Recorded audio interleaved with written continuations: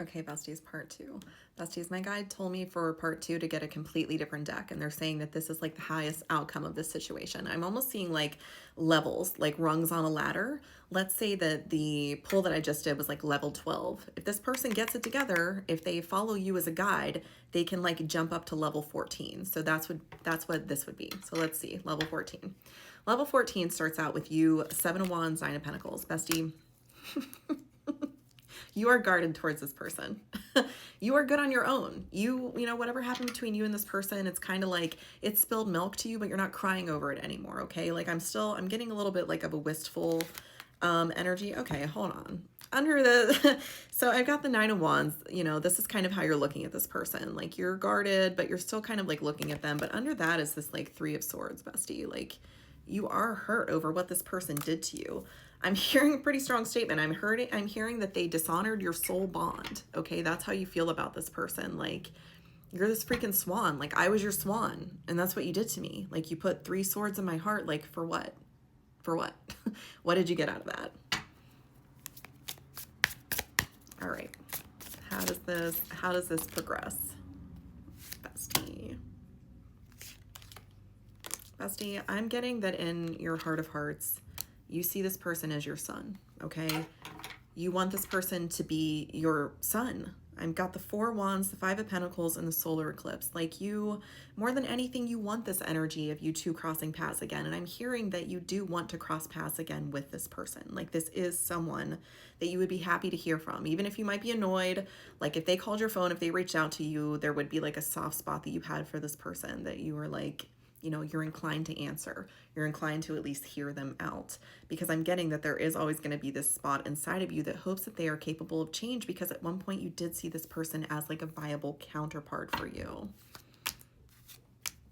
Bestie, I'm hearing that you see a weakness that this person has is this wand energy, okay? I've got the Two of Swords and the Ace of Wands. Like this person doesn't make decisions from their heart space.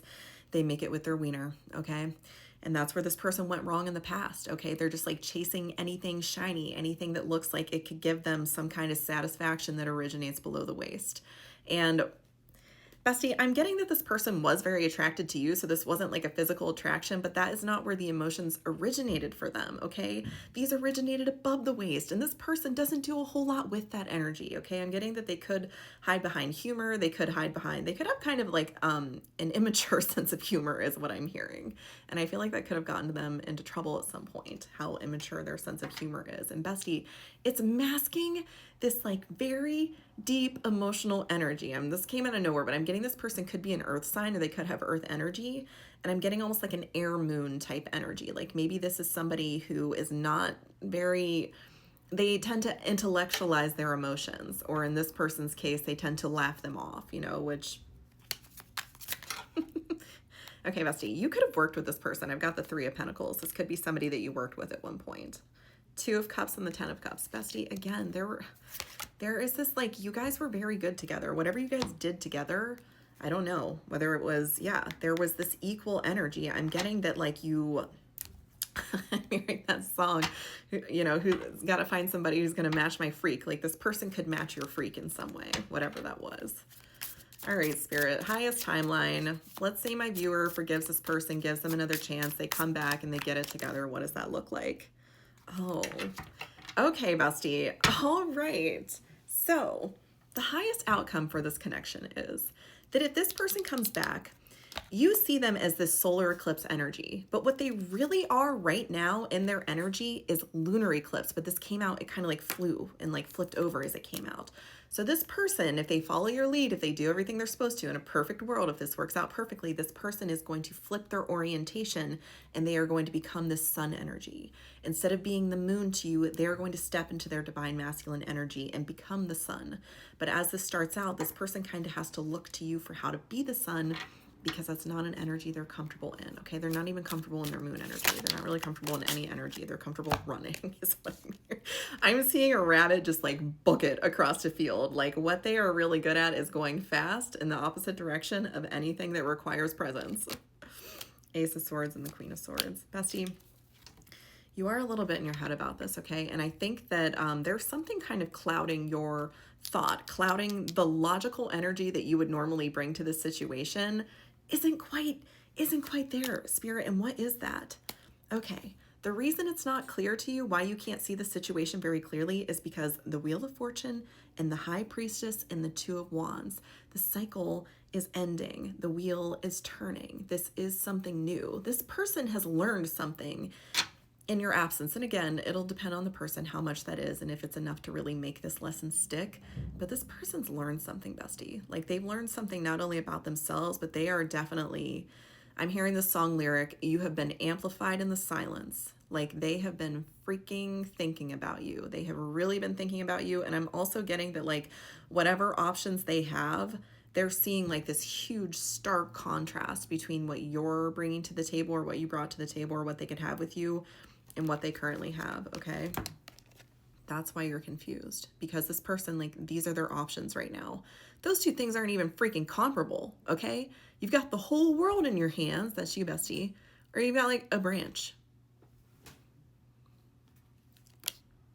Do you want something that is good for the wood? Or do you want something that is everything, is good for everything, good for your heart, good for your mind, good for your, I'm hearing good for your skin, good for your diet, your like anything. Like what you are bringing to this person is like a buffet, and what they're chewing on right now is like a piece of sugar cane. Like, okay, yeah, that can indulge your sweet tooth for a while until it runs out. But like, is that what you want? Do you want to just be like, okay, I'm getting a message that I haven't heard in a long time. Okay, my guides used to call men that were like in this energy, or people that were just like this piece of sugar cane that you could chew on that, you know, once they ran out, it was whatever. They would call them hot dogs, and they would say whenever that they were, you know, around that it was hot dog hours. So I'm getting, my guys are asking this person, do you want to be on hot dog hours for the rest of your life? You know, you want something that tastes good, but then like, you know, 30 minutes later you're hungry because there was no real sustenance there. Like, is a hot dog really protein? Like, is a hot dog really nourishment? No, not really. Like, if you're freaking starving, yeah, a hot dog tastes pretty good. They're like fun to eat sometimes, but no one should be living off hot dogs. And bestie, I'm getting that this person has been eating a lot of hot dogs. Maybe they really have. The setting sun. This cycle is coming to an end, and I don't even really know if this person like wanted it to or if it was their choice. I just think, you know, the wheel turns, the collective shifts, and whether or not you are really on board, like you will be pulled along by the tide. And this person has been pulled along to the tide, by the tide, to this place where hot dog hours are over, they're closing. And this person has to decide, are you still going to be in hot dog energy? Are you still going to be a lying, cheating little sack of crap? Or are you going to step up and worship this beautiful woman that you know you adore? What's it going to be? What's it going to be? Knight of Pentacles. This person is weighing it. They're moving slowly, okay? But they're freaking moving because they have no choice. Like, when you feel this strongly about something, what are you going to do? Like, what options do you reasonably have if you feel this freaking strongly about someone? Like, if everybody else looks like a hot dog next to this person being like the whole entire world, can you outrun it, little rabbit? I don't think you can. Not for much longer. So something's got to give. I'm seeing a dam breaking in my mind. King of Wands and the new moon. Bestie, the new moon could be significant. Okay, and these cards are sticking together. Okay, I got the new moon, the Eight of Wands, and the Magician. All these cards stuck together with some like invisible, I'm hearing invisible ink. There is some soul contract that you have with this person. There is like a juncture point in the timeline where your souls agreed to come back together and see what you'd learned. So bestie, this person, probably the next new moon, is going to be coming forward, and you're going to have to decide, is the burden of living without this person for the rest of your life greater than the burden of dealing with the gamble that it is to entertain them again? It's going to be a lot of work either way, bestie. I'm hearing a wolf howl at the moon, okay?